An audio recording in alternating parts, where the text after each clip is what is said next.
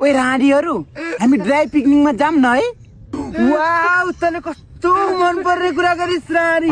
मैले पनि त्यही सोचिरहेको थिएँ कि जाम जाम। अब यस्तो गरौँ न त, म पनि ल्याउँछु सामान, चाउमिन मोमो अनि चटपटेहरू अग्रम बग्रम अनि मर मसलाहरू सबै बनाउँछु। अनि तरारीले चाहिँ कोल्ड ड्रिङ्क ल्याएछ है। Wow dry picnic. तर के गर्नु म जान्न होला भाइ। मेरो त घरमा कस्तो समस्या छ, बाबा मम्मीले पैसै दिनुहुन्न। अनि पैसा दिएको भने त गइहाल्थ्यो नि, साथीहरूसँग गइहाल्थ्यो। तर कस्तो पैसै दिनुहुन्न, म जान्न कि। तिमीहरू जाऊ इन्जोय गर न है।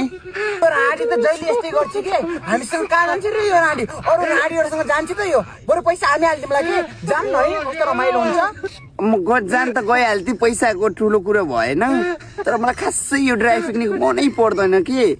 तिमीहरू बरु फिल्म हेरेर जान्छौ भने चाहिँ जाम न, बरु हामी तिनटी के छ र फोटो सोटो खिच्यौँला। वाउ फिल्म हेर्नु जाम न। यस्ता ड्राई पिकनिक सापिङ नजाम बरु। तै भनेको राडी कस्तो मन पर्यो मलाई। जाम, कस्तो राम्रो फिल्मलाई आशा गरे।